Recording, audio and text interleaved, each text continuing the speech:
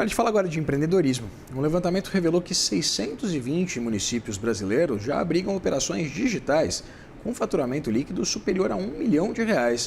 O estudo feito pela Hotmart, uma plataforma que reúne esses pequenos negócios digitais, diz ainda que a inteligência artificial foi quem ajudou a consolidar essa economia. Para a gente entender melhor esse cenário, converso agora com Natália Cavalieri, vice-presidente de comunicação e experiência do cliente na Hotmart. Natália, seja muito bem-vinda, é um prazer ter você aqui. Eu que agradeço a vocês da CNN pelo convite, Vitor. É um prazer estar aqui com você e com os espectadores. O prazer é todo nosso, Natália.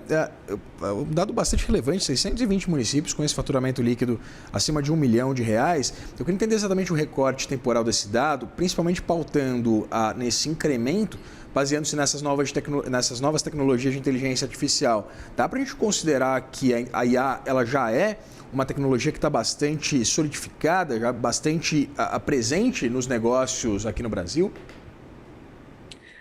A inteligência artificial, assim como toda tecnologia que a Hotmart oferece para permitir o empreendedorismo digital, ela realmente tem democratizado muito esse setor. Não à toa o dado que trazemos aqui de 620 municípios do Brasil que já possuem empreendedores que conseguiram faturar mais de R$ 1 milhão. Então, o que a gente está vendo é que o microempreendedor hoje, ele consegue ter uma escala que antes era apenas permitida para grandes empresas. Ele consegue, com equipes mais reduzidas, mesmo não tendo tantos recursos, criar grandes negócios que vão desde a criação até o suporte ao aluno, venda, pós-venda, graças a uma gama de tecnologia. Então, hoje, de fato, a gente tem no Brasil uma nova geografia econômica impulsionada pelo empreendedorismo digital. É muito relevante esse estudo de vocês, estou dando uma olhadinha aqui, que aponta que a IA reduziu em 33% o tempo para a primeira venda. Eu queria entender se essa redução ela impacta também o volume, né? Porque pode ter uma primeira venda, mas evidentemente não haver uma recorrência, uma sustentabilidade desse movimento. Eu queria entender se essa antecipação do primeiro contato e do primeiro aporte ele também impulsiona futuras e eventuais movimentações de venda de produtos e serviços. Impulsiona. Nesse estudo liberado pela Hotmart, a gente focou precisamente no destravamento do tempo para a primeira venda, que caiu de cerca de 50 e poucos dias para apenas 33 dias em média, mas a gente observa que todos os cohorts, como nós chamamos, também tiveram redução. Então, não só a primeira venda, mas também o atingimento de marcos de R$ 100 mil, o atingimento de marcos de R$ 1 milhão, todos eles têm sido possíveis em menos tempo e no mercado absolutamente plural e democrático. O empreendedorismo digital, ele é para todas as pessoas. A gente observa, por exemplo, na Hotmart, que as mulheres empreendem no digital em média 30% a mais do que elas empreendem em mercados tradicionais, por exemplo. Então, são empreendedores de todas as cidades do país, de todas as idades, de diferentes gêneros e tocando todos os nichos que vocês puderem imaginar. A gente está acompanhando aqui esses números trazidos por vocês. A Hotmart aponta que São Paulo tem 160 municípios nesse mapa, né, dos 620 municípios com operações de mais de R$ 1 milhão em receita. Minas Gerais tem 98 desses municípios. Eu queria entender exatamente se isso aponta para essa discrepância regional que a gente acompanha no Brasil e quais seriam os desafios para que esses gargalos, né, eles sejam superados, principalmente para que haja um acesso mais significativo de empreendimentos, principalmente ao ambiente digital, mas não focalizados apenas aqui na região sudeste, né? De fato, nós temos uma densidade maior de empreendedores no Sudeste, mas até pela própria densidade demográfica dessas populações nessas regiões do país. Mas o que nós observamos é que esse estudo ele é pertinente para todas as regiões do Brasil. A gente tem, por exemplo, cases de empreendedor do nicho de advocacia, com produtos focados em advocacia previdenciária, que estão aí rompendo as fronteiras, por exemplo, do Piauí. e já atingiram mais de 46 mil alunos em todo o país, e não só no país, mas também no mundo.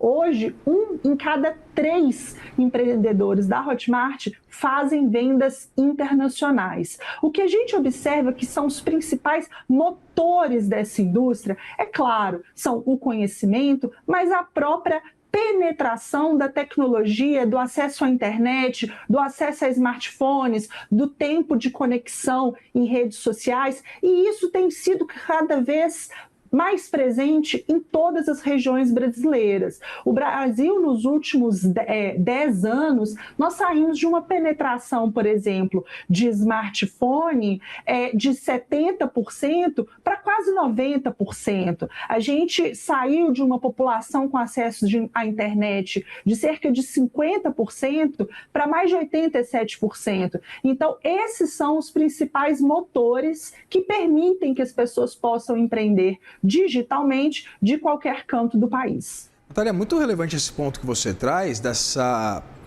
importância do mercado internacional para essas ofertas, principalmente dos cursos online.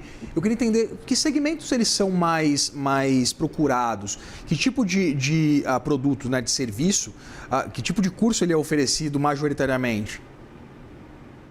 Os principais segmentos eles são relacionados a desenvolvimento pessoal e profissional, em ambos âmbitos de educação, de idioma, de empreendedorismo, de tecnologia, mas a variedade de nichos surpreende até mesmo nós da Hotmart. Eu tenho mais de 10 anos na empresa e todos os dias eu me surpreendo com os nichos que conseguem atingir patamares muito bem-sucedidos.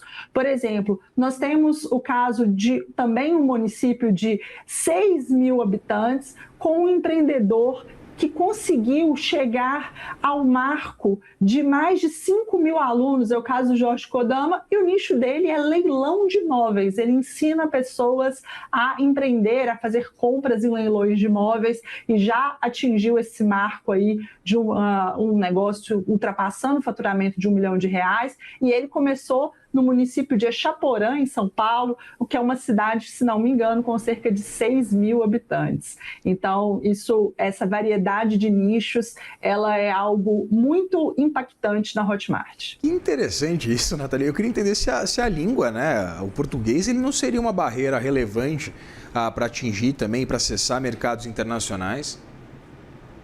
Em alguns nichos, o idioma ele é uma barreira maior, em outras nem tanto. Então, por exemplo, profissionais de nichos que são mais visuais, ensinando artesanato, ensinando costura, costumam ter mais facilidades para vender no internacional, fazendo uso de tecnologias também que criam legendas automáticas, e mais recentemente alguns produtores da Hotmart estão acesso com uma ferramenta que está ainda em beta, mas faz também a dublagem para outros idiomas. Então, cada vez mais isso vai ser uma barreira menor no setor do empreendedorismo digital. Mas também não podemos nos esquecer dos milhares de brasileiros que também vivem fora do país. Mas a gente está focando muito aqui na pauta do mercado brasileiro, mas, por exemplo, na Latam, quase 60% das transações são o que nós chamamos de cruzando fronteiras, cross-border em inglês, porque o espanhol, ao contrário, é um dos idiomas mais falados do mundo. Então, nossos clientes da América Latina,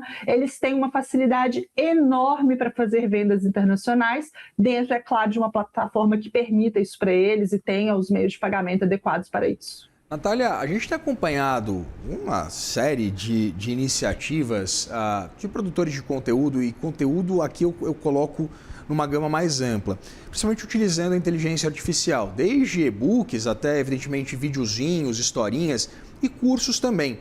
Eu queria entender se há uma preocupação de curadoria por parte da plataforma em relação a que dados e que mecanismos são utilizados também pelos produtores desses conteúdos, da oferta desses cursos, para que não haja também uma desinformação veiculada e, evidentemente, comercializada. A chegada de novas tecnologias não flexibiliza a nossa rigidez com os termos de uso da Hotmart e aquilo que é aceito na nossa plataforma. Então, independentemente de avanços tecnológicos, de facilidades na criação de produtos, a gente tem termos de uso bastante rígidos daquilo que vai ser permitido ser vendido na nossa plataforma. Somos uma plataforma aberta, naturalmente temos mais de 250 mil produtores, mas com regras claras que proíbem, por exemplo, alguns nichos como pornográfico, produção de armas, enfim, são nichos absolutamente proibidos conosco. E também temos os nossos canais de denúncia, que a gente permite que a própria comunidade de consumidores nos sinalize caso algum produto esteja fugindo dessas regras da nossa plataforma. O que a gente tem observado é que a IA está sendo muito mais usada para escalar a criação e não substituir o conhecimento, a metodologia do próprio produtor. Então, as ferramentas de IA que nós disponibilizamos na Hotmart, elas respeitam a metodologia do produtor e não a substituem. Então, o que nós estamos permitindo, por exemplo, é que hoje um tutor virtual treinado no conteúdo do produtor possa oferecer um suporte ao aluno, por exemplo. Nós temos ferramentas de IA que estão ajudando produtores que antes não teriam condições de ter uma equipe financeira a terem agentes de IA fazendo a gestão dos pagamentos dos alunos, recordando as parcelas que estão em aberto. Então, a IA está muito mais facilitando a gestão do produto e não substituindo o conhecimento dos produtores. Conversei com Natália Cavalieri, vice-presidente de comunicação e experiência do cliente na Hotmart. Natália, muito obrigado pela disponibilidade de conversar com a gente. Eu que agradeço imensamente, tanto a vocês da CNN, Vitor, quanto a todos que nos assistem e nos escutam. Muito obrigada, foi um prazer estar aqui hoje. Obrigado a você, o prazer foi nosso.